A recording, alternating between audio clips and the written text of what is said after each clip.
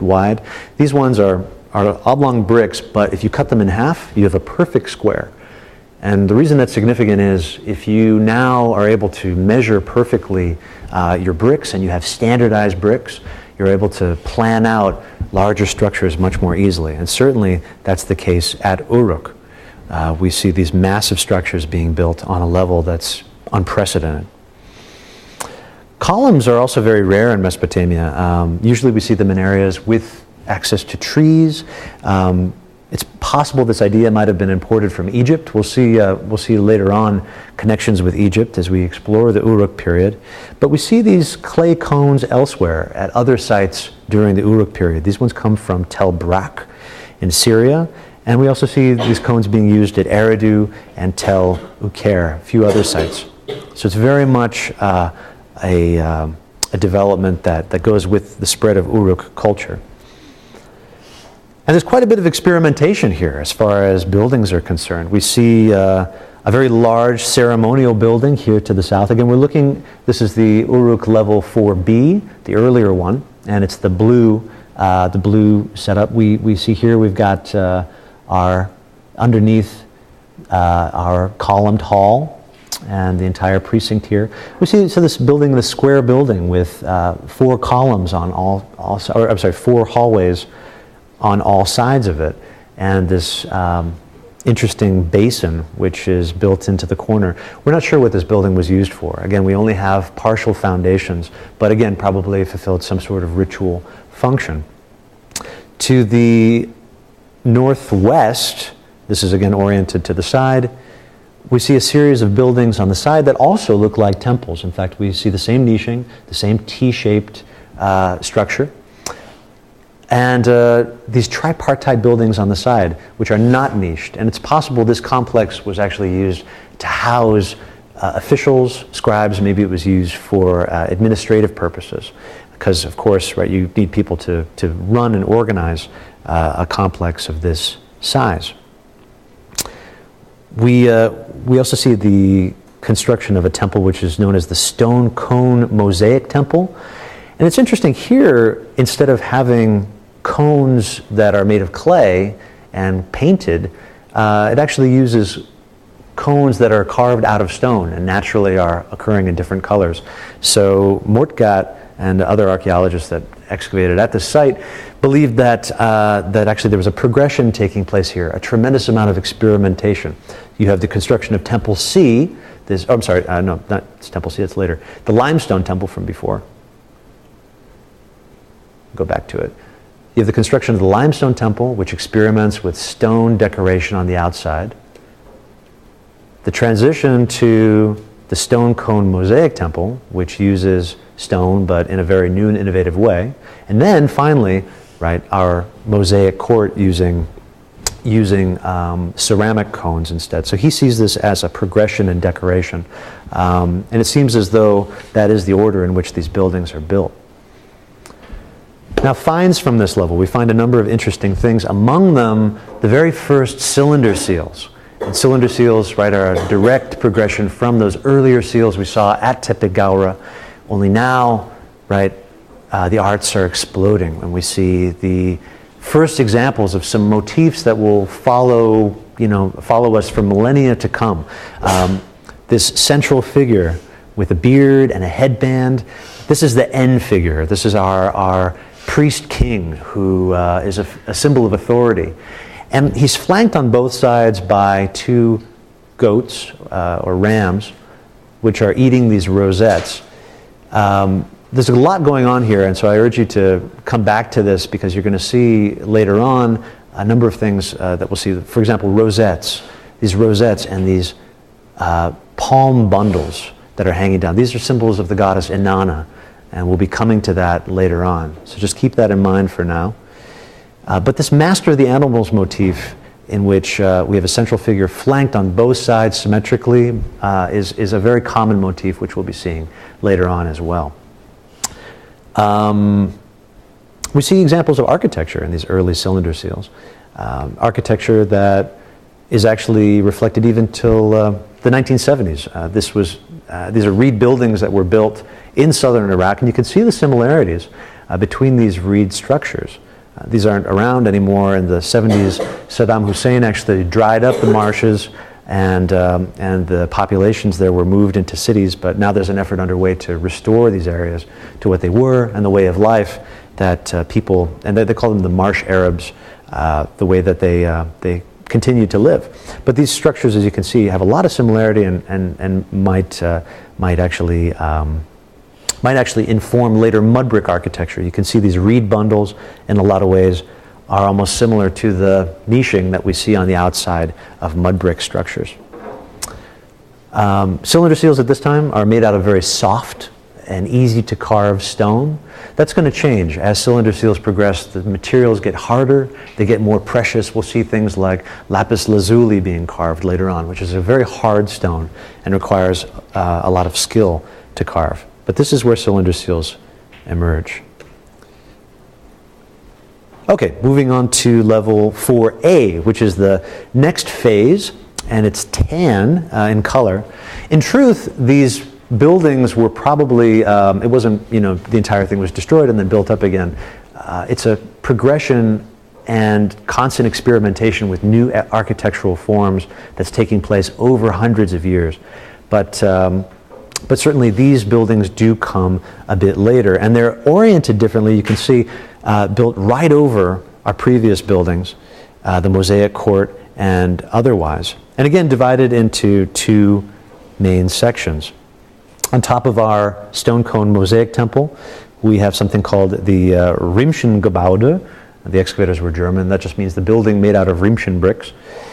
And this is a very interesting building for a number of reasons. You can see it's got this central room, which is surrounded by hallways. And in those hallways, a number of many pottery vessels were found, which might have been devotional offerings. In the center room, there was a lot of burning animal bones, what appears to be maybe a sacrifice. This building has been interpreted in a number of different ways. Many of the earlier construction materials from the previous phase were found in this area.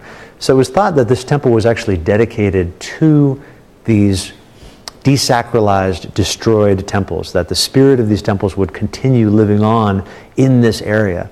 It's very unclear. That's one theory. Another theory is that it's, actually a temple to a deified king. There was a statue that was found, partial statue in that area. It's unknown.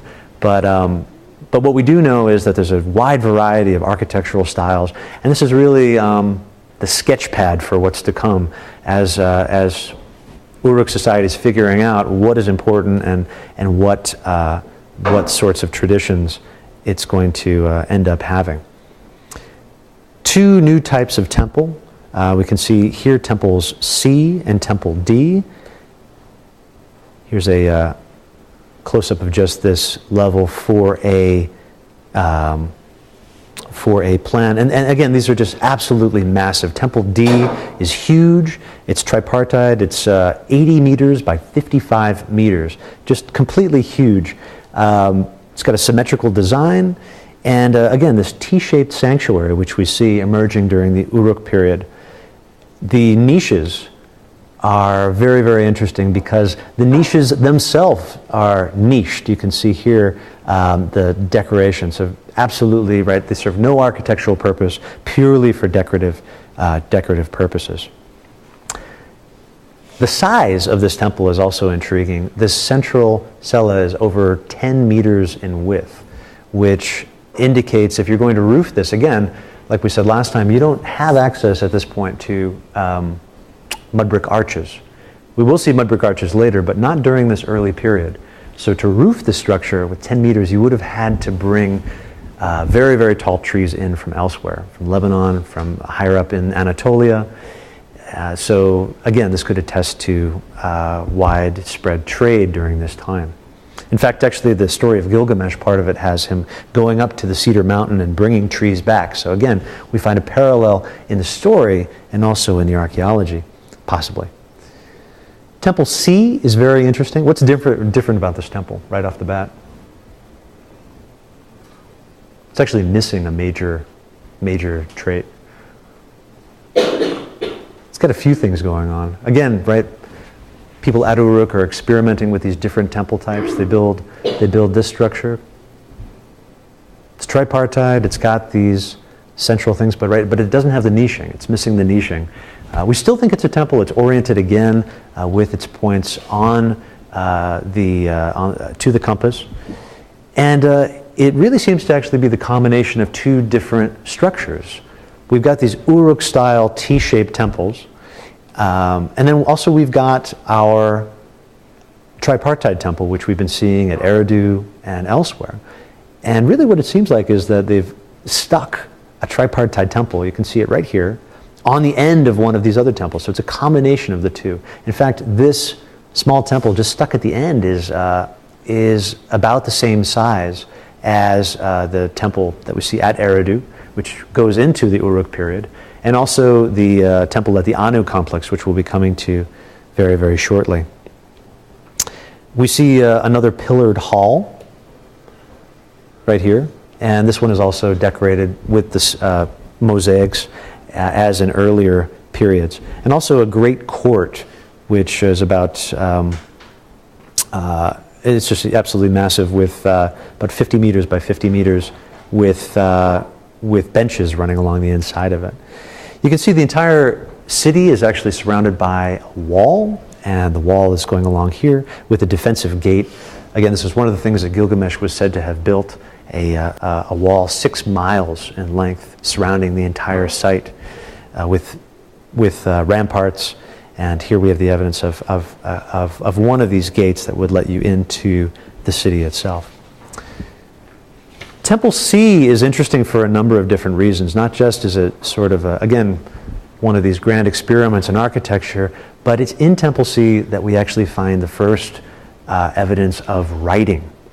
It's very early writing. It uses a series of dots and pictograms, but just like the ceilings that we saw at Tepe Gawra, writing really emerges as a system of accounting. Right?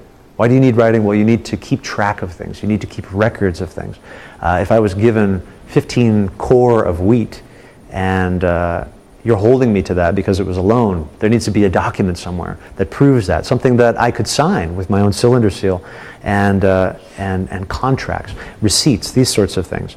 The nitty-gritty everyday stuff. We think about writing and the glories of writing and these epic myths and things like that. Writing has very humble beginnings in just very basic everyday accounting. And we're going to be looking at writing much more in depth next week. In fact, we'll follow it. So I'm going to leave it there for now. But it is in Temple C that we do see the first evidence of writing at Uruk. Moving on to the Jemet Nasr period, which is 3100 to 2900. We in the Eanna complex, it gets very, very confusing. We don't have a very clear idea of what's taking place there. We do find these deep troughs cut into the site, which are filled with objects. These offering troughs. We'll look at some of those objects next time. But really what we know about the site during the Jemet Nasr period comes from the other excavated area at Uruk, which is the Anu precinct, or the Anu temple. And that's about 400 to 500 meters to the west of the Eanna complex. And the Anu temple, right, Anu is a sky